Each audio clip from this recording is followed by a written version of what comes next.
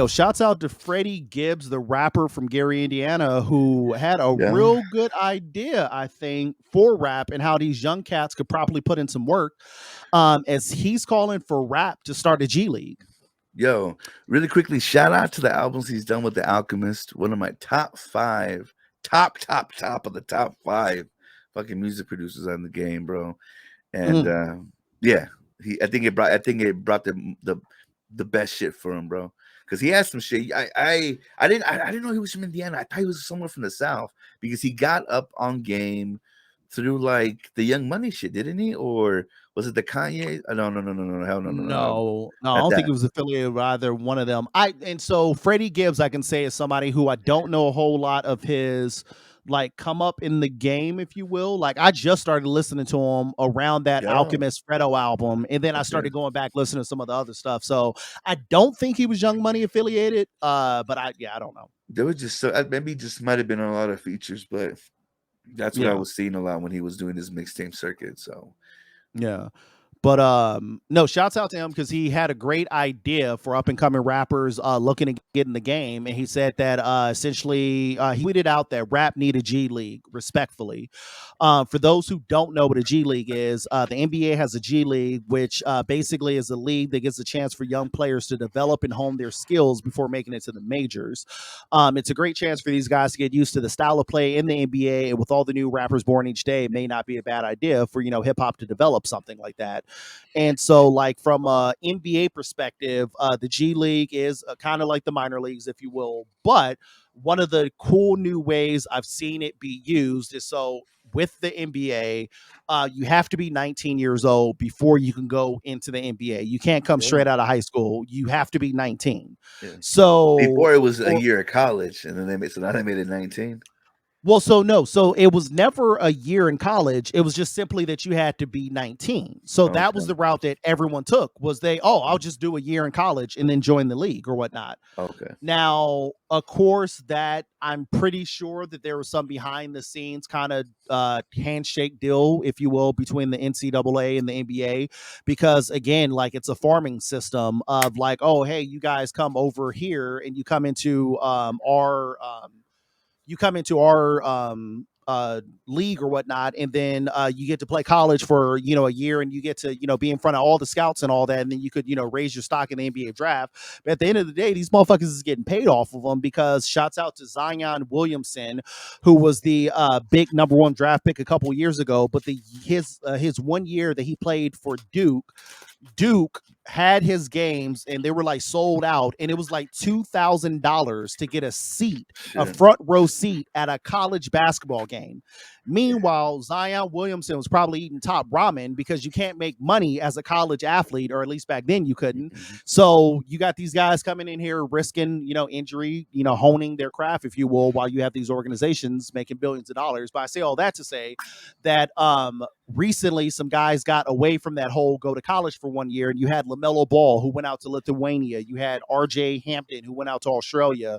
I think LaMelo ended up going out to Australia too. But also, there's this kid named Jonathan Kaminga who graduated from high school, and then he spent 1 year in the G League, played on an NBA level against some grown ass man, and then raised his stock up. And now he's one of the guys that just got drafted by the Golden State Warriors, who chances are Golden State's going to end up winning the title this year. And so the G League has turned out to be a thing that really helps for these young guys to like get their feet under them, figure out the game, and kind of move up and into it. And I agree 100%. It needs to be something like this in hip hop. Well, one of the things that I kind of think about is remember back when A&Rs were artist developments, like literal. You know what I'm saying? And remember Actually how develop artists. Yeah, yeah, yeah. and it mind you, think about, and this is why you could kind of weigh out who's going to stick, who's going to be able to make it. Because back in the, I'm thinking days of Britney Spears, Backstreet Boys, NSYNC. Again, even though these are pop people, they were now. I mean, mind you, they were farmed out of Disney, those specifically. Mhm.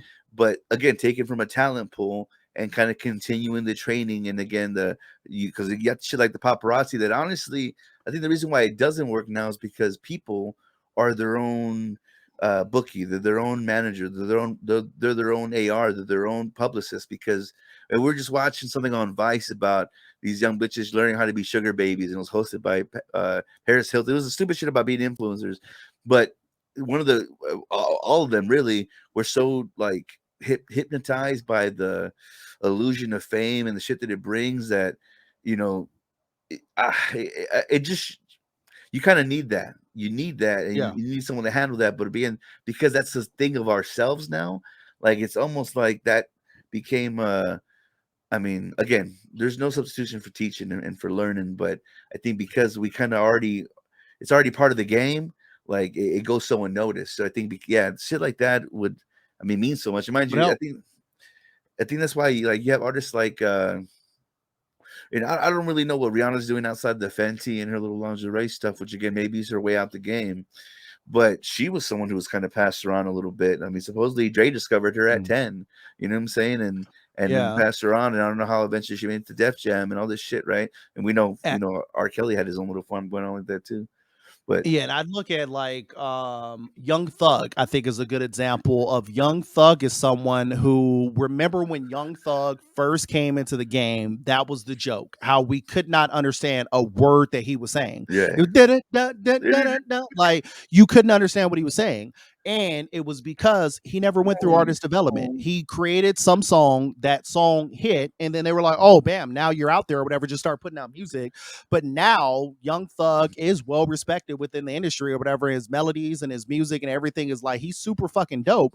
But we watched him develop. So like if you take Young Thug and take him out of this era and had him come up in the 90s or whatever, you wouldn't have heard them first 5 years of those songs. He would have been yeah. with A&R just working on his craft, and then he would have came out the Young Thug that we saw. And that's the reason why we will never see like a Michael Jackson ever again, because Michael Jackson, first came out when he was 5. They did the Jackson 5 thing or whatever. And then when the novelty of that went away, then he was in artists in development for the next 15 years or so until he was in his early 20s. And then he came out, and that's the reason why he was a pop megastar. And that's why he dropped this perfect music, if you will.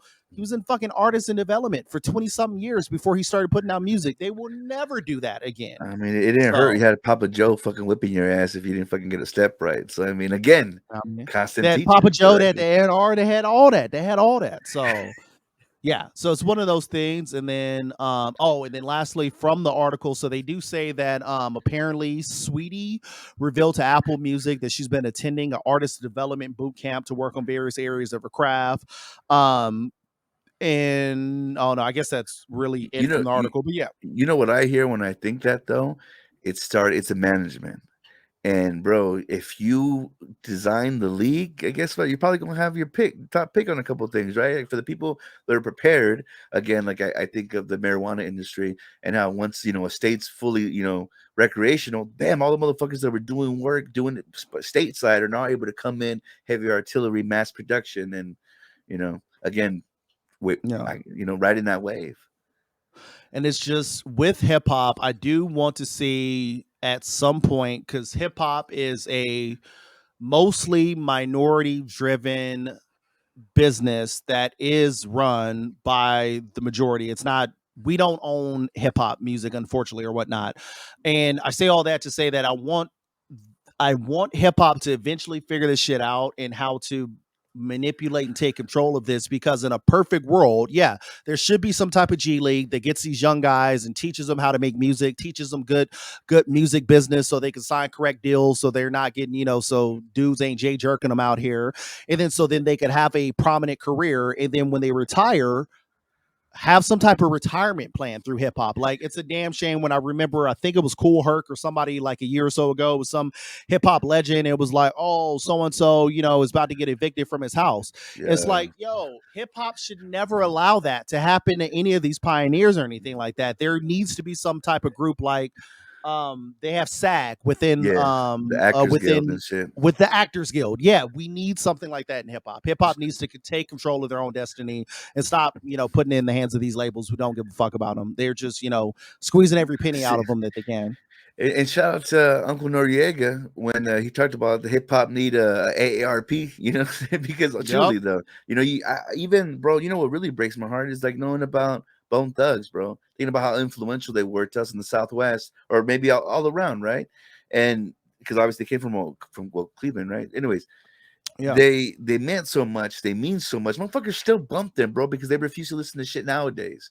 So Yeah. again, to think that they're living off their fucking car, bro, mind you, shitty investments, I'm sure, but also shitty Yeah. deals, Yeah. and Yeah. so yeah. And shouts out to Bone Thugs, who a lot of the music, the harmonic music or the melodic music, excuse me, of today is a direct result of Bone Thugs and Harmony. Because Really? Kid Cudi, who is also from Yeah. Cleveland, said Mhm. that's where he got all his melody from, was growing up listening to Bone Thugs. And from Kid Cudi, you get the Travis Mhm. Scotts, you get the Drakes, you get all these other guys who are very, melodic with the music that they make. And that's a direct representation of Bone Thugs. So kind of same thing.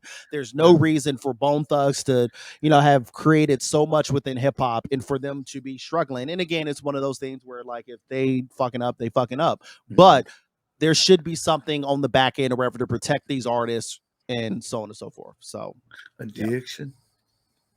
Yeah, I Yo, mean, shout out to the direct influence of Bone Thugs and Andre 3000 making the Kid Cudi today wear a motherfucking dress for fucking Prada or some shit.